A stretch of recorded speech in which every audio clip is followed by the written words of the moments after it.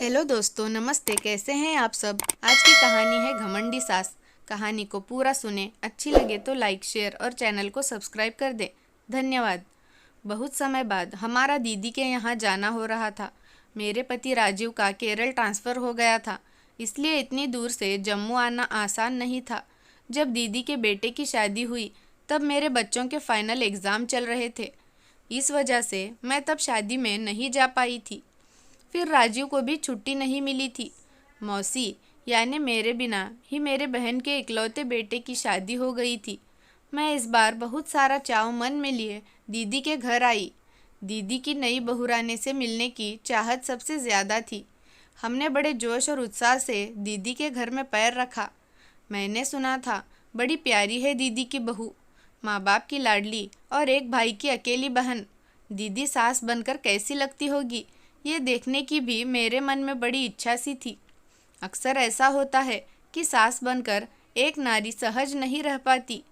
वह बहू के प्रति सख्त हो जाती है, मानो अपनी सास का सारा गुस्सा और कड़वाहट अपनी बहू पर निकाल रही हो। घर के अंदर जाते ही दीदी ने हमारा बहुत अच्छे से स्वागत किया। फिर मैंने दीदी से कहा, अरे दीदी, अभी आओ भगत, बस भी करो। और ये बताओ, हमारी नई बहुरानी कहाँ है। दीदी ने मुझसे नज़रें चुराई और दूसरी बातों में हमें उलझा दिया। लेकिन बहू से मिलने को बेताब राजीव ने दीदी से फिर पूछ लिया, बहू और राहुल कहाँ हैं और दिखाई क्यों नहीं दे रहे। वो हमारे साथ नहीं रहते, वो अलग रहते हैं। बड़े घर की लड़की का हमारे घर में मन नहीं लगा। ये सुनकर हम दोनों अवाक रह गए। बड़े घर की लड़की है मतलब? मैंने कहा, रिश्ता बराबर वालों के साथ नहीं किया था क्या। दीदी चुप थी। जीजाजी की नज़रों में दीदी के लिए नाराज़गी साफ नज़र आने लगी थी मुझे। सब जानकर बहुत अफसोस हुआ। मध्यम वर्गीय परिवार है जीजाजी का, जहाँ एक एक पैसा सोच समझकर खर्च किया जाता है। जिस लड़की ने कभी पानी का गिलास तक उठाकर खुद नहीं पिया, दीदी उससे सुबह 4 बजे उठकर घर संभालने की उम्मीद कर रही थी। हम भी तो करते थे कि तर्ज पर दीदी का तुनकना जीजाजी को और भड़का गया। तुम टाटा बिरला की बेटी नहीं थी जिसके घर में नौकरों की फौज होती है। तुम्हारी माँ भी दिन चढ़ते ही घर की चक्की में पीसना शुरू करती, और मेरी माँ भी। नौकरानी के नाम पर दोनों घरों में सिर्फ एक बर्तन मांजने वाली होती थी। तुम्हारा जीवन स्तर हमसे मेल खाता था। पाई पाई बचाकर खर्च करना दोनों ही घरों की आदत भी थी और ज़रूरत भी। इसलिए तुमने निभा लिया मेरे साथ, और वो बच्ची भी तो किसी तरह निभा ही रही थी। दबी आवाज़ में उसने मुझसे कहा था कि पापा, मुझे रसोई के काम नहीं आते हैं। रसोईया और फुल टाइम नौकर रख लीजिए। क्या 4-5 हज़ार हर महीने मैं कहाँ से लाती। दीदी गुस्से से बोली, तो उस घर की बेटी इस घर में लाई ही क्यों। उसके घर में नौकरों के नाम पर 20-25 हज़ार रुपये हर महीने खर्च किए जाते हैं। रिश्ते और दोस्ती सदा बराबर वालों में करना चाहिए। मैं हमेशा समझाता रहा, मगर तुम्हें तब अमीर घर का लालच था, तो लड़की ना देते हमारे घर। वह लोग ही पड़ताल कर लेते हमारे घर की। दीदी तुनक कर बोली, उन्हें तो लायक और समझदार जमाई मिल गया, जिसने शादी के 6 महीने बाद ही उनका कारोबार संभाल लिया था। उनकी पड़ताल तो सही थी, उनकी इच्छा तो पूरी हो गई। वह खुश है। दुखी तो तुम हो, कहकर दंदनाते हुए जीजाजी उठकर घर से बाहर चले गए। हमें पता चला कि शादी के 2-3 महीने बाद ही राहुल रिया को लेकर अलग घर में चला गया था। क्या करता वह। पहले ही दिन से दीदी की बहू से इतनी ज़्यादा अपेक्षाएं जो हो गई थी। बार बार अपमानित होना राहुल को नागवार गुजरा। उसने माँ को समझाया भी था, क्या बात है माँ, अपनी पसंद की बहू लाई हैं आप, और अब वही पसंद नहीं आपको। इस तरह क्यों बात करती हो उससे, जैसे वह नासमझ बच्ची हो। 26-27 साल की MBA लड़की को बहू बनाकर लाई हो, और उससे उम्मीद करती हो 4-5 साल की बच्ची की तरह ज़रा ज़रा सी बात वह तुमसे पूछ कर करे। अब तुम्हारा ज़माना नहीं रहा जब घरवाले जहाँ बिठा देते थे बेबस बहू वहीं बैठ जाती थी। नहीं बेटा, बेबस वो क्यों होने लगी। बेबस तो मैं हूँ, जिसने बेटा पाल पोस कर किसी और को सौंप दिया। माँ, कैसी बेसिर पैर की बातें कर रही हो। राहुल दुखी स्वर में बोला। जीजाजी पल पल जलती आग में पानी डालने का अथक प्रयास करते रहे थे, मगर आग दिन प्रतिदिन प्रचंड होती चली गई। यह सब सुनकर मैंने भी दीदी को समझाना चाहा। तुम पीछे की ओर देखकर आगे नहीं बढ़ सकती हो।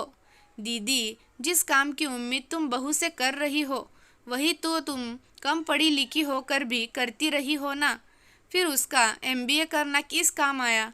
ज़रा सोचो ना, बच्चे कमाते हैं। अगर वह 5,000 का नौकर अपनी जेब से रख सकते हैं तो तुम्हें ऐतराज़ क्या है? दीदी चुपचाप सुनती मुंह फुलाए बैठी रही। राहुल और बहू को फ़ोन करो, हम उनसे मिलना चाहते हैं। या तो वो यहाँ चले आए या फिर हमें अपने घर का पता बता दे, हम उनके घर चले जाते हैं। राजीव ने अपना निर्णय सुना दिया। दीदी का गुस्सा अब 7वें आसमान पर जा पहुँचा। बोली, कोई नहीं जाएगा उनके घर और ना ही वो लड़की यहाँ आएगी। देखा शोभा इसका रवैया? राहुल बेचारा 2 पार्टों में पिस रहा है। अरे जैसा घर, जैसी लड़की तुमने पसंद की राहुल के लिए, उसने हाँ कर दी। अब चाहती हो बच्चे साथ साथ भी ना रहे? ये कैसे संभव है? जीना हराम कर दिया है तुमने सबका। ना मुझे उनसे मिलने देती हो, ना उन्हें यहाँ आने देती हो। जीजाजी अपनी एकलौती संतान के वियोग में पागल से होते जा रहे थे। सदा अपनी ही चलाने वाली दीदी समझ ही नहीं पा रही थी कि वह बबूल की फसल बोकर आम नहीं खा सकती। पिछले 7-8 महीने से लगातार इस तनाव से जीजाजी की सेहत पर भी बुरा असर डाला था। मेज़ पर दवाइयों का ढेर लग गया था। जिसे जाकर सुनाऊं मैं अपनी घर की परेशानी, और कौन समझाएगा इस औरत को, जबकि मैं खुद ही इसे समझा ना सका।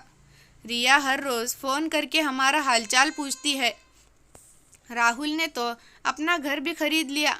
दीदी का तमतमाया चेहरा देखकर राजीव और मैं समझ ही नहीं पा रहे थे कि क्या करें।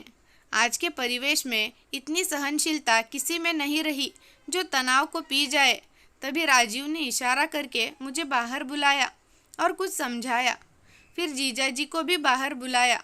दीदी अंदर बर्तन समेट रही थी। 10 मिनट के बाद मैं अंदर चली आई और राजीव जीजाजी के साथ राहुल के घर चले गए। कहाँ गए दोनों? विचित्र सा भाव था दीदी की आंखों में। जीजाजी की छाती में दर्द होने लगा है। कितना परेशान हो गए हैं वह राहुल की वजह से। राजीव उन्हें डॉक्टर के पास ले गए हैं। मैंने झूठ बोल दिया। सुनकर दीदी घबरा गई, मगर बोली कुछ भी नहीं। घर में हर वक्त क्लेश हो तो ऐसा ही होता है, इसमें नया क्या है? पर सहने की भी हद होती है।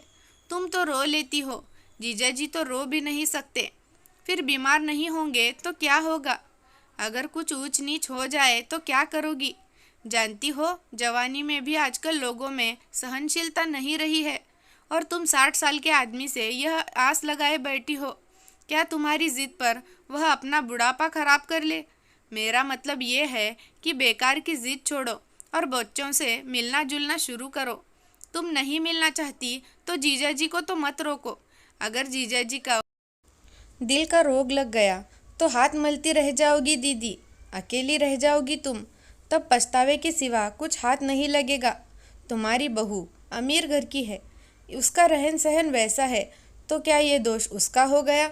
अपने जैसे घर की क्यों नहीं ले आई, जिसका जीवन स्तर तुमसे मिलता जुलता हो और तुम्हारे मन में भी कोई हीन भावना ना आती।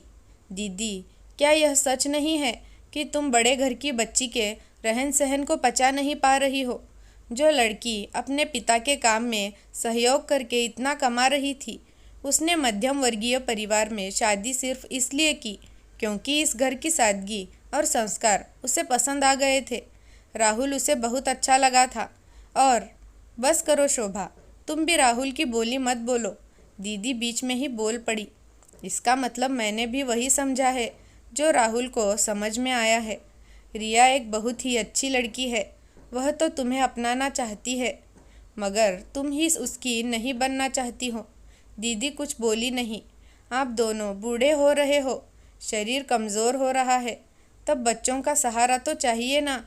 बच्चे ना बुलाए तो भी समझ में आता है। तुम्हारे बच्चे तो तुम्हें सिर्फ आंखों पे बिठाते हैं। थोड़ी देर चुप्पी छाई रही, तभी राजीव का फ़ोन आया।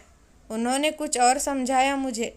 जीजाजी की छाती में बहुत दर्द हो रहा है क्या? क्या राहुल को बुला लिया आपने? अच्छा किया। और हम किसी जानते हैं मेरा स्वर कुछ ऊंचा हो गया तो दीदी के कान भी खड़े हो गए। राहुल को बुला लिया? क्यों? क्या मतलब? उसे बुलाने की क्या ज़रूरत थी? मैं उनकी बात सुन अवाक रह गई थी। दीदी को जीजाजी की तबीयत की चिंता नहीं, राहुल को क्यों बुलाया, बस यही प्रश्न किया। मैं हैरान थी। एक औरत इतनी भी जिद कर सकती है? बहू से इतनी नफरत, ज़्यादा कि पति जाए तो जाए, बेटा घर ना आए। मैंने उसी पल यही निर्णय ले लिया कि दीदी की जिद को खाद पानी डालकर एक विशालकाय पेड़ नहीं बनने देना। एक स्त्री का त्रियाहाट इतना नहीं बढ़ने देना कि घर की नींव कमज़ोर हो जाए। दीदी को जीजाजी की पीड़ा समझ में नहीं आ रही तो उन्हें वही समझाना होगा जिसे दीदी समझे। 2 घंटे बाद स्थिति बदल चुकी थी। राहुल और रिया हमारे सामने थे। आते ही उसने मेरे और दीदी के पांव छुए थे। पापा को हल्का सा दिल का दौरा पड़ा है मम्मी। मौसा जी और डॉक्टर साहब हमारे यहाँ हैं, चलिए आप भी वहाँ। दीदी को हम पर शक था कि दिल के दौरे वाली बात झूठी है, तभी तो वो यह सुनकर भी इतनी परेशान नहीं हुई थी। हाँ हाँ, मैंने झट से कहा, चलो राहुल के घर। राहुल और रिया अंदर कमरे में चले गए और जब बाहर आए तब उनके हाथ में दीदी और जीजाजी के कपड़े की अटैची थी। पापा को इस वक्त आराम की ज़रूरत है, इसलिए मम्मी, पापा को पूरा आराम चाहिए और पूरी देखभाल भी, जो आप अकेली नहीं कर सकेंगी। चलिए उठिए ना मम्मी, क्या सोच रही हैं? पापा को आपकी ज़रूरत है, जल्दी उठिए। राहुल ने दीदी को हाथ पकड़कर उठाया और फिर हम सब बाहर खड़ी गाड़ी से राहुल के घर निकले। आधे घंटे के बाद हम राहुल के घर के बाहर खड़े थे। ये देखकर खुशी के मारे मेरी आंखें भर आई। राहुल इतना बड़ा हो गया है कि अपने घर के बाहर खड़ा हमारा गृह प्रवेश करा रहा है। बड़े स्नेह और सम्मान से उसने हमारा स्वागत किया। रिया दीदी को उनके अपने कमरे में ले गई। मम्मी, ये रहा आपका कमरा। रिया का चेहरा संतोष से दमक रहा था। ये आपकी अलमारी, ये बाथरूम, सामने दीवार पर टीवी, और भी आप जो चाहेंगी आ जाएगा। तेरे पापा कहाँ हैं? दीदी का स्वर कड़वा ही था। उधर कमरे में लेटे हैं, डॉक्टर मौसा जी भी वहीं हैं। फिर वह तुरंत उनके पास पहुंच गई। वास्तव में जीजाजी लेटे हुए थे। डॉक्टर उन्हें समझा रहे थे, तनाव से बचिए, आप खुश रहने की कोशिश कीजिए। क्या परेशानी है आपको, ज़रा बताइए ना। आपका बेटा इतना होनहार है, बहू भी इतनी अच्छी है आपकी, कोई जिम्मेदारी भी नहीं है, तो फिर क्यों दिल का रोग लगाने जा रहे हैं आप? जीजाजी चुप थे। यह सुनकर दीदी की आंखें भर आई। शायद अब दीदी को जीजाजी की बीमारी का विश्वास हो गया था।